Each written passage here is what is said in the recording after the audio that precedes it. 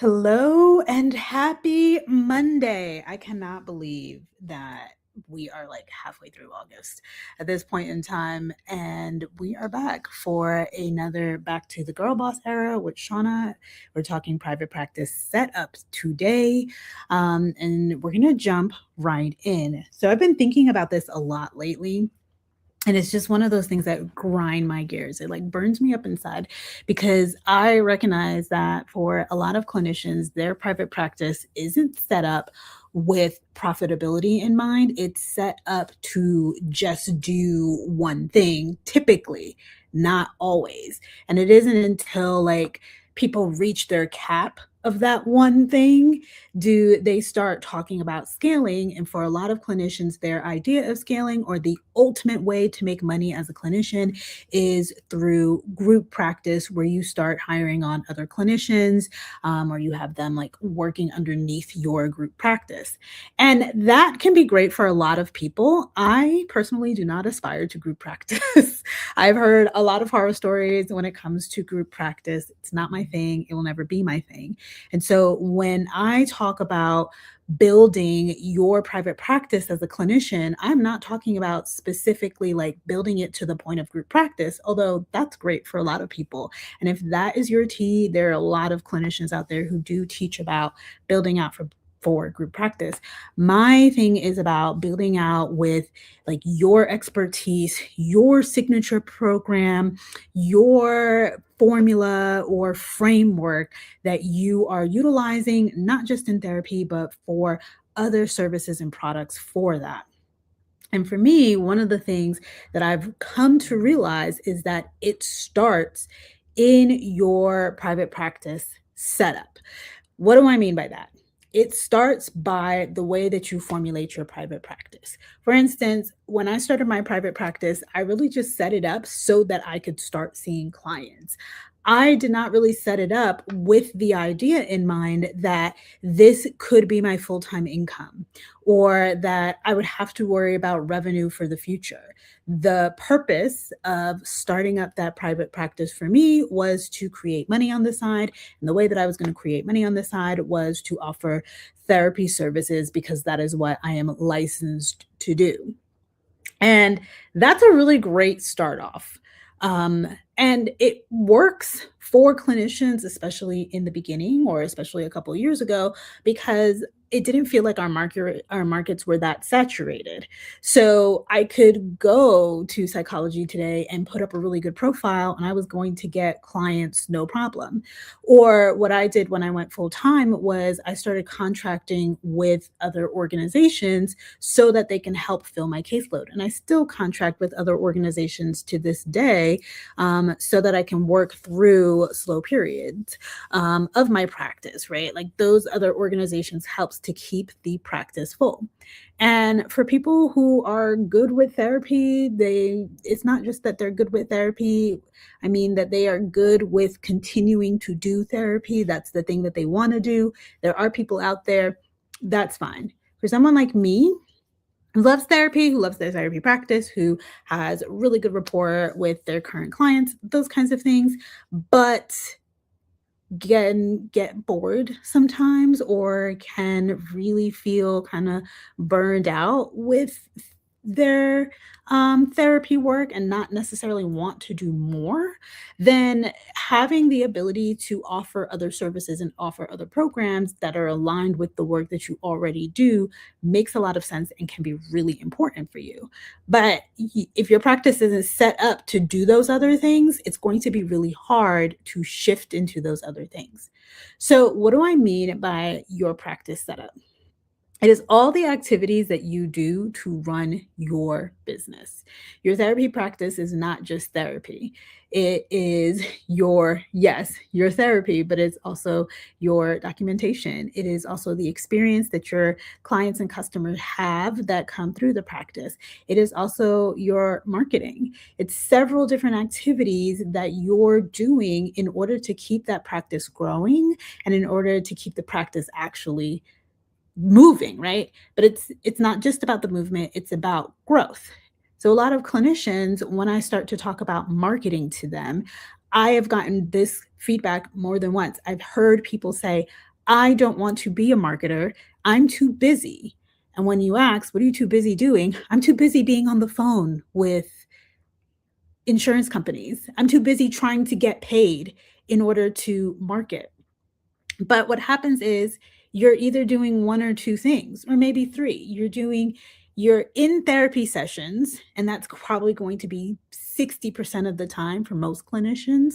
Then they're splitting 40% of their time between on the phone with insurance providers trying to get paid, doing admin work, and then documenting. And that admin work can be anything from like setting up your EHR, making invoices. It could be setting up the schedule, those kinds of things. It's not necessarily marketing that people are doing when it comes to the admin work. So they're doing all of those things and they're tired, they're exhausted because they're still not getting paid. And they're worried about the money that they made today, but the money that they could be making tomorrow or their future monies is nowhere on the horizon because they're not doing the other work that kind of keeps their practice growing. And growth for your practice is just as important as maintaining. For some people are like, I just want to maintain this caseload. I get that, but how are you going to maintain the caseload if you have no process of new people coming in when your caseload turns over? Because that does eventually happen, right? Your job as a therapist is to work yourself out of a job. So if you're not prepared for turnover, when people leave, naturally, what's going to happen is your caseload is just going to get down and then you're going to worry. And because you've been putting all of your time into admin work, on the phone with insurance, and therapy time, you now don't have a place to start for when you need new clients and you need referrals, when you need those relationships. You're now starting from zero. I've been reading a really good book on selling, not exactly marketing, but the selling activities that you're doing. And one of the things that they're talking about is your natural sales cycle and how this is like a 90-day cycle, right? You have people that come in that are prospects that are just learning about their business, and you're talking to them. Those might not be the people that are ready to sell today. You have people who down the line who have already spoken to you before, who are familiar with you, who are just taking another call from you, who are like, yes, getting excited. And then you have the people that are ready to make those purchases. But this is a long-term cycle. This isn't something that just happens, right? It's not just something like, hey, buy from me now. It's something that is like, oh my goodness, yes, I've been looking at you. I've been waiting for you to have a opening. Yes, my doctor recommended me to you, or yes, I found you on social media, wherever. And then you're working them through the process. A lot of clinicians are not prepared for that process because, one, they're not even talking about their practices. They don't want to do social media. It feels like a waste of their time. They are not marketing because they don't want to be a marketer. It's a different skill and they're too busy doing something else. And when that happens for clinicians, what happens is you are behind in those cycles. And when people fall off of your caseload, you now have to break a sweat to start up a 90-day cycle. And many clinicians do not have the financial support to really work through a 90-day startup cycle. We have bills now, today, every day, every month, right? Those bills come in. It's like clockwork. That's a fixed expense that you have to pay. You don't have 90 days to be figuring out how to get people back into the door. And if you were doing it all along, if you were really putting the time aside for that setup to happen, then you wouldn't have to worry about it. So the way that I look at this, um, is that you have what we're going to call buckets.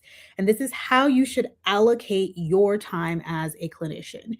You have the revenue today that you are worrying about.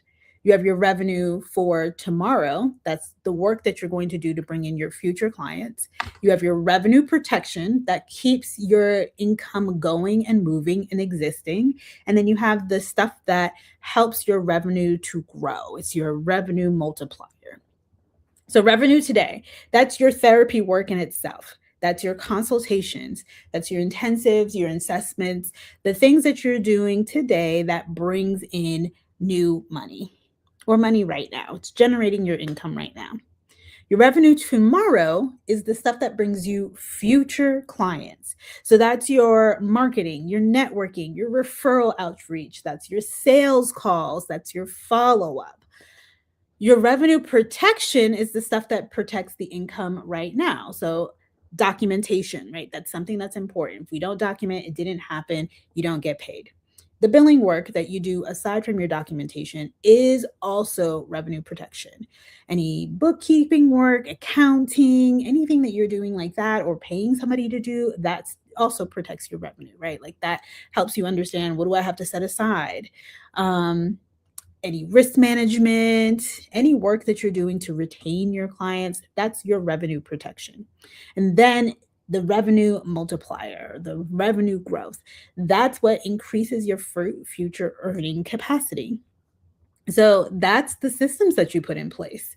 That might be any hiring that you do. It might be any partnerships, collaborations that you make. It also is any offer development that's in the works. It could also be your coaching, right? All of those things combined is what you need to allocate as far as time is concerned so that your practice is going to grow. So you are looking at revenue today, revenue for tomorrow, revenue protection, and then revenue multiplication, or what grows that revenue. Now, when I speak to clinicians, and even when I started off my private practice as part time, I focused a lot on revenue today, which was like the therapy services that I was providing, and revenue protection. Most clinicians have those two things down pat. It's the therapy services that they're providing, and then their documentation that they're doing, the billing work that they're doing, any accounting work that they're doing. Most clinicians focus on that. Revenue for tomorrow is where I start to see things falling off, because this is a activity that you're consistently doing. It's not a one-time thing. So your revenue for tomorrow, remember, is what brings in your future clients. That's your marketing, your referral outreach, your networking. Most of the time when I see clinicians do this, they're doing it one-off.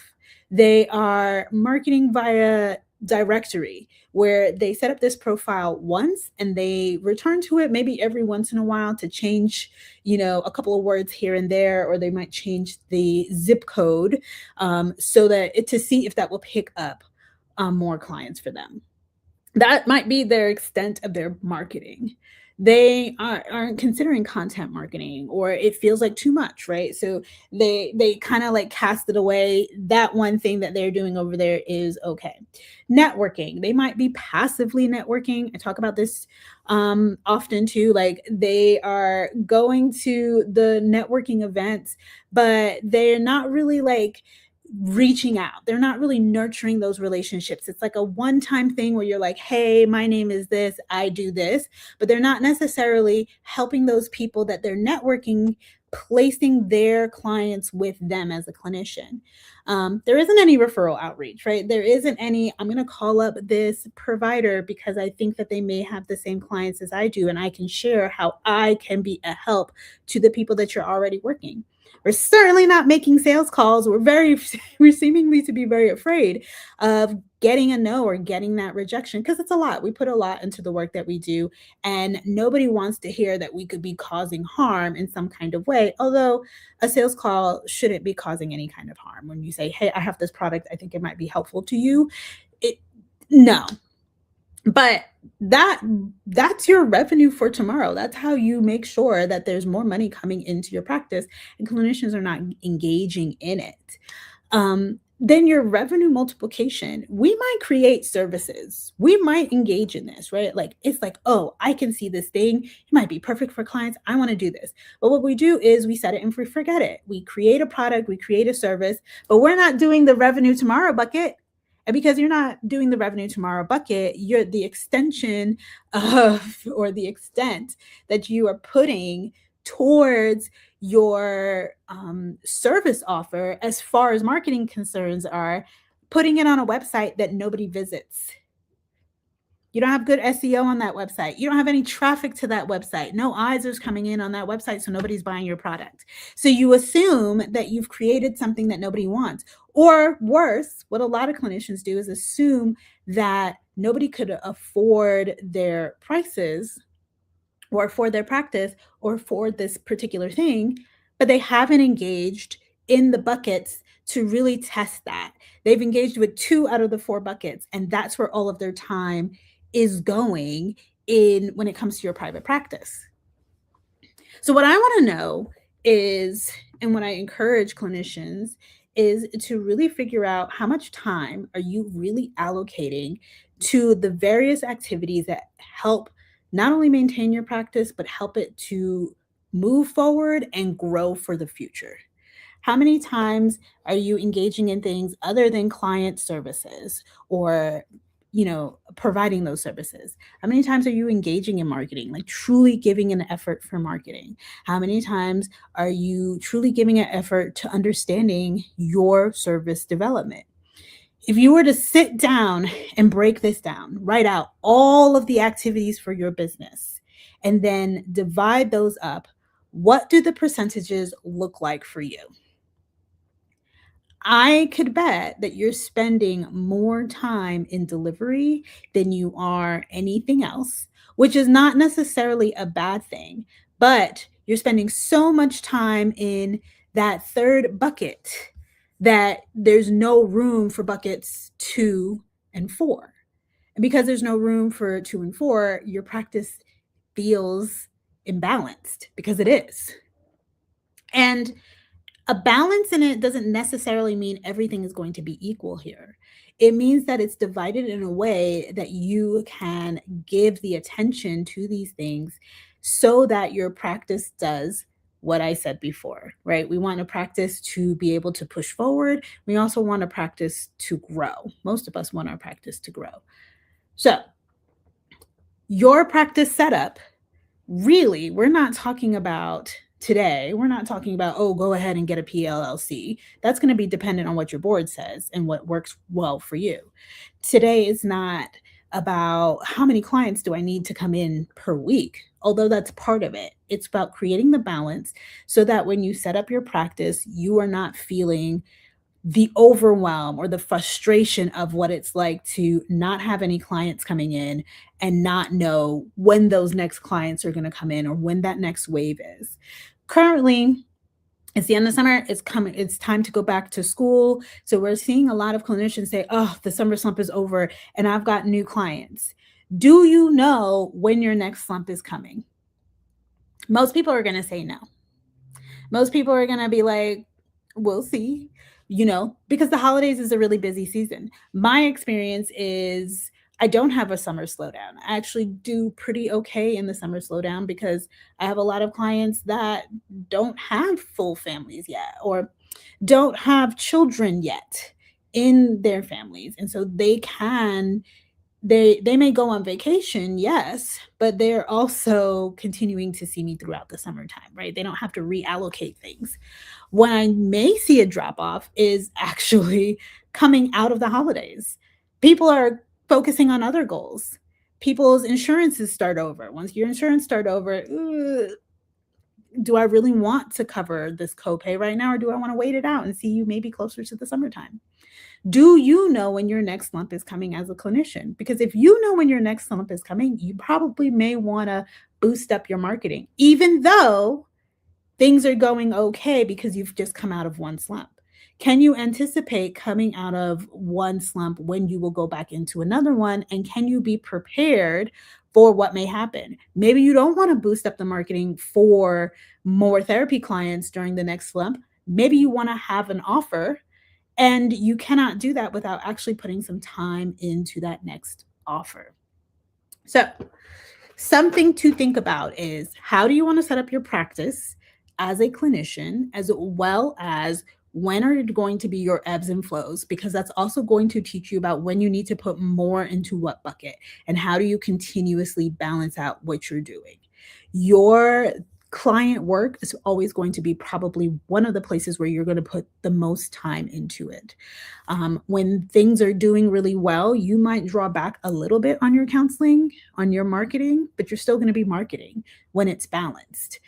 You might not be creating an offer all of the time, but you're still probably going to have some things, might be less in the fourth bucket. So, again, homework for this session. What I want you to do, you could drop it in the comments while you're rewatching this. If you would like complete access to all of these replays, we've done 3 Girl Boss eras so far, and all of these are going to be in my school community. Actually, they're going to be in the premium school. So if you want to watch all of the replays easily, come join my school and I will drop the link to the school so that you all can see it. But for your homework, you could drop it in the comments. I would like to see, how do you break down your practice activities?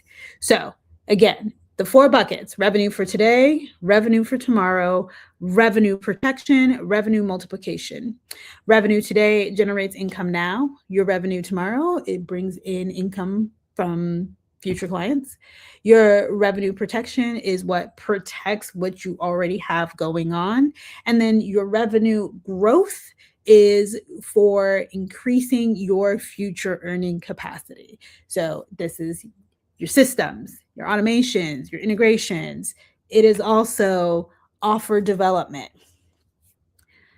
So go ahead, list those out. I want to see it. If you are in the school community, you can list those out in the school community and we can begin to talk about how do we break those down appropriately so that you are setting yourself up for success and setting yourself up to thrive in your therapy practice. That's what I have for you all this Monday. I hope it's a great Monday. I really want to see us talking about this. If you are in the premium school, I'm going to have a breakdown session where we actually go through each of these one by one. So that will be this week's hot seat. We are going to go through your breakdowns. We're going to talk about how we can increase that, how we can decrease that. The premium school is just $77, y'all, for the whole year. And we have these multiple hot seats throughout the month. I also want to say I actually have developed our theme for next month. Next month's theme was the 5 shifts every therapist needs to make for more consistent referrals. We are still working on that. Shift 3 is tomorrow. I'm super excited. You can catch all the replays on the shift in the school. They are up. They are there. Next month, I'm not going to tell you just yet, but if you're in the premium school, you're going to know. I'm super excited about this one, but we are going to have a hot seat in the premium school. So join. It's just $77 for the whole year. And we are going to talk about your breakdowns, your 4 buckets, and how we can really organize this so that you are setting yourself up for growth. And we're going to go from there. So I hope everybody has a good day. I'll see everybody soon. Bye for now.